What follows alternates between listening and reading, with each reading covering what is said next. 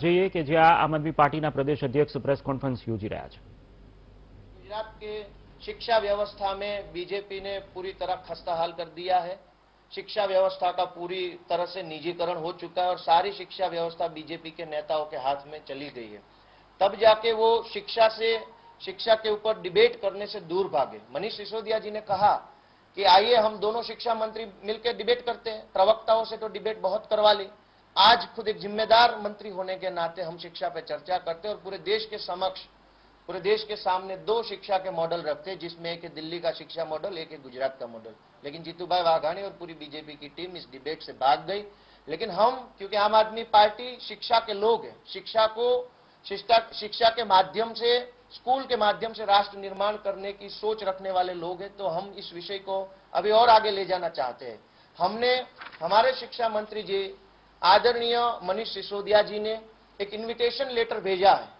उन्होंने गुजरात के शिक्षा मंत्री को निमंत्रित किया है, गुजरात के बीजेपी के सभी प्रवक्ताओं को निमंत्रित किया है, बीजेपी के सभी विधायकों को निमंत्रित किया है, बीजेपी के सभी मंत्रियों को निमंत्रित किया है।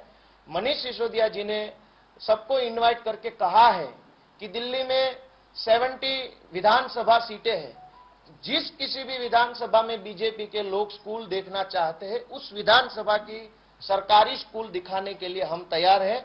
आप सब लोग दिल्ली आ जाइए, आपका जो मान सम्मान होगा, आपका प्रोटोकॉल होगा, आपकी मेहमान नवाजी जो होगी वो पूरे तरीके से करेंगे, उसमें कोई खामी नहीं होगी। तो अब देखते हैं कि डिबेट से जो बीजेपी के लोग भाग गए, क्या वो इस इन्विटेशन को, इस मान सम्मान को स्वीकार करते हैं कि नहीं, हम देखते हैं। और न सिर्फ ये लेटर हम मीडिया को दिखाएंगे, ये लेटर देने के लिए गुजरात के हमारे शिक्षा समिति के अध्यक्ष आदरणीय जीतूभाई उपाध्याय जी और उनकी पूरी टीम अभी सचिवालय पे जाएगी और गुजरात के आदरणीय शिक्षा मंत्री श्री जीतूभाई वाघाणी जी को ये इन्विटेशन लेटर इन पर्सन देगी और इनवाइट करेंगे। इसमें हम हो हल्ला नहीं कर रहे, शोर शराबा नहीं कर रहे, बिल्कुल शांतिपूर्ण तरीके से, पूरी रिस्पेक्ट के साथ ये इन्विटेशन लेटर देने के लिए हमारी टीम जा रही है। हाथ में वो बुके भी लेके जाएंगे और कह रहे हैं कि आप डिबेट से चलिए, भाग गए, लेकिन अब हमारा इन्विटेशन है, हमारा पूरे खुले दिल से आपको निमंत्रण है, आप आइए और दिल्ली की किसी भी विधानसभा की सरकारी स्कूल देखने के लिए पधारिए। बीजेपी के प्रवक्ताओं को, धारासभ्यों को भी साथ में लाइए। तो हम चाहते हैं कि शिक्षा के विषय में एक स्वस्थ चर्चा हो, पूरा देश जाने कि शिक्षा के विषय में कौन सी सरकार है, क्या कर रही है, कौन सा मंत्री क्या कर रहा है। क्योंकि शिक्षा ही एक ऐसी चीज है जो किसी भी देश को, किसी भी समाज को, किसी भी परिवार को आगे और ऊपर ले जा सकती है।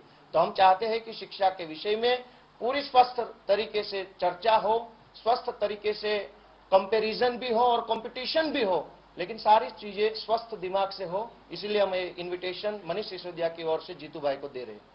लेकिन जीतू भाई ने ये कहा कि 27 साल से जहां लोगों का जनमत मिला हो, वहां पे इस तरीके की डिबेट नहीं हुआ करती है।